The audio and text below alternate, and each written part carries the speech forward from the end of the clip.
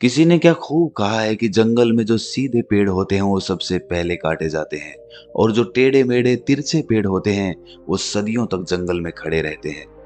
एक बच्चा अपने पिता के साथ एक जंगल में घूमने के लिए जाता है। वो दूर से देखता है कि एक शेर एक हिरन का शिकार कर रहा था। उस बच्चे के मन में ये दृश्य देखकर एक करुणा का भाव उदय होता है। वो अपने पिता से कहता है कि पिताजी, ये हिरन तो कमजोर है और वो शेर उसको खा रहा है, हमें उस हिरन को बचाना चाहिए। ये सुनकर पिता कहते हैं, लेकिन वो शेर भी तो भूखा है, अगर तुम हिरण को बचाओगे तो तुम शेर के लिए बुरे बन जाओगे। तो इस परिस्थिति में तुम क्या कर सकते हो?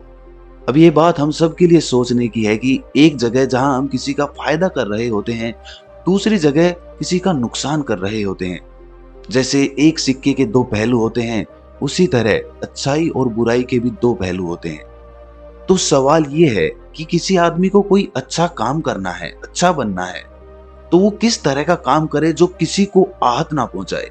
तो आज की जो कहानी मैं आपको सुनाने वाला हूं, उसमें आपको कर्मों का पूरा ज्ञान मिलेगा कि असल में कर्म क्या है और कर्म, अच्छे कर्म क्या होते हैं। इससे पहले कि आप इस कहानी में खो जाएं, इस चैनल को सब्सक्राइब जरूर कर लें। तो चलिए कहानी शुरू करते हैं। बात उस समय की है जब गुरुकुल में शिक्षाएं हुआ करती थी। मतलब गुरुकुल में बच्चे सीखने के लिए जाते थे, वहीं पर रहते थे, वहीं पर प्रकृति का आनंद लेते थे और वहीं पर अपनी शिक्षाएं ग्रहण करते थे।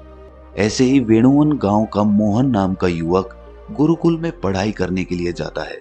उसके माता पिता उसे बचपन में ही उस गुरुकुल में भेज देते हैं। गुरुकुल में जाने के बाद बहुत सालों तक वो अपने सहपाठियों के साथ बहुत अच्छी अच्छी शिक्षाएं ग्रहण करता है। उसे वहां पर जीवन के सिद्धांत सिखाए जाते हैं। उनमें से एक सिद्धांत ये सिखाया जाता है कि हमेशा भलाई का काम करो, अच्छा काम करो, सबकी मदद करो। ये ज्ञान मोहन के दिमाग में बहुत गहरे से बैठ गया था। इसीलिए जब वो वापस गुरुकुल से अपनी शिक्षा ग्रहण करके आया तो वो अपने गांव में सबकी मदद करता था, हर किसी का काम करता था। कोई भी युवक उससे कोई काम करने के लिए कहता तो वो मना नहीं करता था। लेकिन जैसे जैसे समय बीतता गया, एक दिन उसने अपने कानों से छुपकर सुना कि गांव के कुछ युवक उसका मजाक बना रहे हैं। वो सब कह रहे हैं कि वो तो फायदा उठाने के लिए है, उसके तो मजे लो, उसका लाभ उठाओ जितना हो सके। वो किसी के काम को मना नहीं करता, वो दूसरों का काम करने के लिए अपना काम भी छोड़ देता है। बताओ कितना मूर्ख है। ये सुनने के बाद मोहन के कानों में खून उतर आया। वो निष्पक्ष भाव से सबकी मदद करता था, सच्चे दिल से करता था, लेकिन बदले में उसे क्या मिला? ये सुनकर उसका दिल सहम गया और उसने मन ही मन में निश्चय किया कि आज के बाद वो किसी की भी मदद नहीं करेगा। और अब मोहन गांव का ऐसा युवक बन चुका था जो किसी की मदद नहीं करता था। चाहे कोई कितनी भी परेशानी में क्यों ना हो, मोहन को कोई फर्क नहीं पड़ता था। मोहन का ये बदलाव देखकर सब गांव वाले आश्चर्यचकित रह गए। कल तक जो दया का सागर था, इतना दयालु था, कुछ ही समय में इतना निर्दयी बन गया। ये देखकर मोहन के माता पिता को भी उसकी बहुत चिंता हुई। उन्होंने अपने बेटे से पूछा कि बेटा, ऐसी क्या बात हो गई है, तुम इतना क्यों बदल गए हो? तो मोहन ने कहा, "हाँ, इस जमाने में किसी की भलाई करके कुछ हासिल नहीं होता। ये बात मैं महसूस कर चुका हूँ। मैंने जीवन में जितनी भी गुरुकुल से शिक्षाएं ग्रहण की, वो सारी शिक्षाएं बेकार चली गई, वो व्यर्थ हो गई, क्योंकि ये संसार किसी का नहीं है। यहाँ सच्चे दिल से कोई किसी की मदद कर दे, उसको उसको बेवकूफ समझा जाता है।" और ये कहते कहते मोहन वहीं पर रोने लगा। और इसके बाद मोहन बहुत परेशान रहने लगा। उसके माता पिता पहले वाला मोहन चाहते थे, वो वही मोहन चाहते थे जो सब लोगों की मदद करता था। लेकिन उनका बेटा कहीं दूर निकल चुका था। दिन ब दिन हालत और भी गंभीर होती गई। एक दिन उनके माता पिता को पता चला कि पड़ोस के गांव में एक बौद्ध भिक्षु आया हुआ है और वो मानव स्वभाव के बारे में बहुत सारी बातें बता सकता है। इसीलिए मोहन के माता पिता मोहन को लेकर उस बौद्ध भिक्षु के पास पहुंचते हैं। जब वो उस गांव में घुसते हैं तो एक औरत एक बौद्ध भिक्षु को बहुत जला कटा सुना रही थी। वो उसको कह रही थी कि इनको शर्म नहीं आती, भीख मांगने के लिए आ जाते हैं, सुबह सुबह अपना काम तो नहीं करते, दरवाजे पर आकर खड़े हो जाते हैं और पता नहीं ऐसी क्या क्या बातें। लेकिन बौद्ध भिक्षु तो भिक्षा मांग कर ही खाते हैं, उन्हें तो सब कुछ सहना पड़ता है। इसीलिए वो बौद्ध भिक्षु एकदम शांत खड़ा हुआ था। उसमें क्रोध का भाव तिनका मात्र भी नहीं था। और जब उस भिक्षु को उस घर से भिक्षा नहीं मिली तो वो दूसरे घरों की तरफ निकल गया। ये सारा दृश्य मोहन भी देख रहा था। इसके बाद उसके माता पिता कुछ गांव के लोगों से पूछकर उस बौद्ध भिक्षु के ठिकाने पर पहुंचते हैं। वहां पर पहुंचकर वो देखते हैं कि ये वही भिक्षु था जो गांव से भिक्षा मांगकर वापस लौट आया था, जो गांव में भिक्षा मांग रहा था और जिसे वो औरत जली कटी सुना रही थी। उसे देखने के बाद मोहन और उसके माता पिता ने उसे प्रणाम किया और वो वहीं पर बैठ गए। उसके बाद मोहन के माता पिता ने सारी परिस्थिति उसे बयां कर दी। उन्होंने अपने बेटे का जिक्र करते हुए बताया कि ये हमारा बेटा पहले बहुत दयालु हुआ करता था, सबकी मदद करता था, लेकिन अचानक पता नहीं ऐसा क्या हुआ कि अब ये किसी की मदद नहीं करता। कोई इसके सामने मर भी रहा होता है तब भी ये बिल्कुल उसे पानी भी नहीं पिलाता। ऐसा स्वभाव हो गया है इसका। हम कुछ समझ नहीं पा रहे कि ये बदलाव अचानक से हुआ कैसे। इससे पहले कि वो बौद्ध भिक्षु को जवाब देता, वो औरत जो गांव में उस भिक्षु को जली कटी सुना रही थी, वो अपने बेटे को लेकर वहीं पर पहुंच गई और हाथ जोड़कर उस भिक्षु से प्रार्थना करने लगी कि मेरा बेटा बहुत बीमार है। अचानक से इसे बुखार आया और गांव के लोगों ने बताया कि आप इसकी मदद कर सकते हैं, कृपया करके मेरे बेटे को ठीक कर दीजिए। ये सुनकर वो बौद्ध भिक्षु तुरंत उस बच्चे का उपचार करने में लग जाता है और कुछ ही देर बाद औषधियां देने के बाद वो बच्चा बिल्कुल स्वस्थ हो जाता है। ये सब देखकर वो औरत उसे कुछ भिक्षा देकर प्रणाम करके वापस लौट जाती है। ये सारा दृश्य मोहन भी देख रहा था। मोहन के मन में एक सवाल उठ रहा था और जब वो इसका कोई जवाब नहीं ढूंढ पाया तो उसने उस बौद्ध भिक्षु से पूछा, शायद आपने पहचाना नहीं, ये वही औरत थी जो आपको जली कटी सुना रही थी, जो गांव में आपको भिक्षा देने से मना कर रही थी। शायद आपने उसे पहचाना नहीं तो आप उसकी मदद नहीं करते। ये सुनकर वो बौद्ध भिक्षु मुस्कुराने लगता है।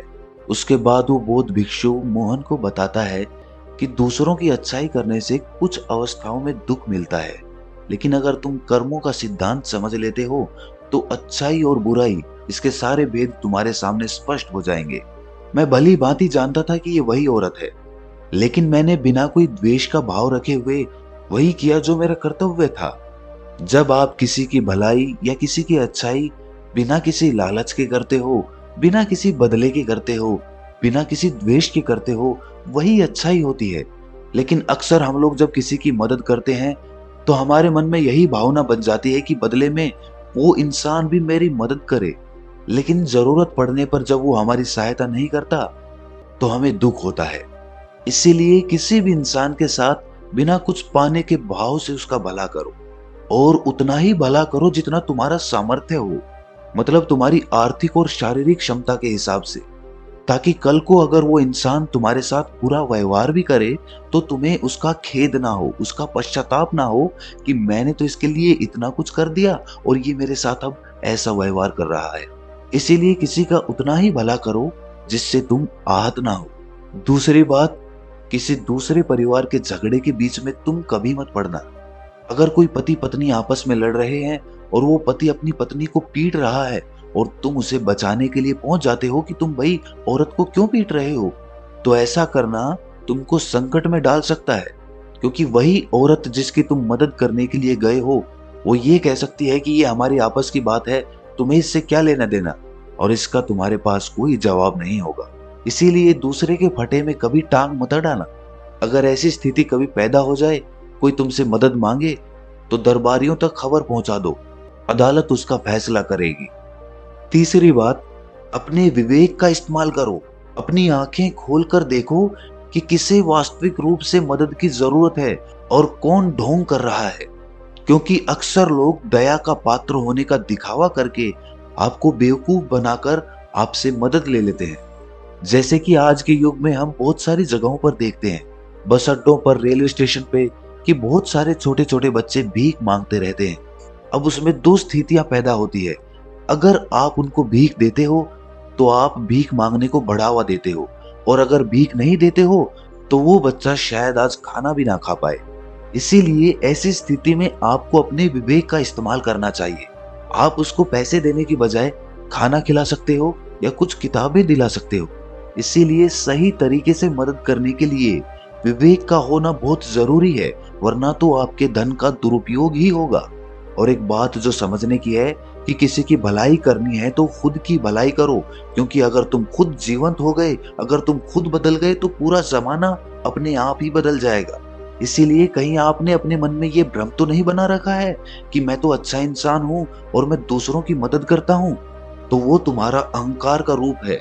इंसान कभी भी आखिर तक पूर्ण नहीं होता, और जो अपने आप को पूर्ण समझ रहा है वो धोखे में है। इसीलिए दूसरों को बदलने की बजाय खुद को बदलने पर ध्यान दे, और इसके लिए आपको भीड़ में भी अकेला रहना सीखना होगा। आप सबके साथ हैं, सब में उपस्थित हैं, लेकिन अंदर से आप एकांत हैं, अंदर से आप शांत हैं, अंदर से आप मौन हैं। जब आप अपने एकांत को देख लेते हैं तो आपकी अंतर यात्रा चालू हो जाती है। अपने अंदर के एकांत का आनंद उठाने के लिए आपको ध्यान में उतरना होगा। आपको रोजमर्रा की जिंदगी में ध्यान को एक हिस्सा बनाना होगा, ध्यान को वक्त देना होगा। उसके बाद आप पाएंगे कि आपके अंदर के एकांत के समान आनंद इस दुनिया के किसी भोग में नहीं है, किसी वस्तु में नहीं है, किसी वासना में नहीं है। नदी के किनारे पड़ा हुआ छोटा सा पत्थर भी उस नदी के बहाव से कट कट कर बहुत मुलायम हो जाता है। उसमें कोई दरार, कोई कोना नहीं बचता। उसी तरह ध्यान के निरंतर भाव में बहने से उसी तरह निर्मल हो जाता है, जिसके बाद हम किसी भी चीज को महसूस कर सकते हैं, जिसके बाद हम वर्तमान का मतलब समझते हैं, जिसके बाद हमारे अंदर करुणा का उदय होता है। वो करुणा जो किसी विषय वस्तु से नहीं जुड़ी हुई। इसीलिए दोस्तों, आज से ही अपनी अंतर यात्रा चालू कर दें, अपने जीवन के आनंद को पहचानें, क्योंकि इंसान की जिंदगी बहुत छोटी होती है। पता नहीं कब आखिरी सांस आ जाए। तो जीवन के जो पल बचे हैं उन्हें उस परमानंद में बिताओ। तो दोस्तों, कैसी लगी ये कहानी आपको कमेंट सेक्शन में जरूर बताना, और अच्छी लगी तो इस चैनल को सब्सक्राइब जरूर करना। तो मिलते हैं अगली कहानी में, तब तक के लिए अपना ख्याल रखें।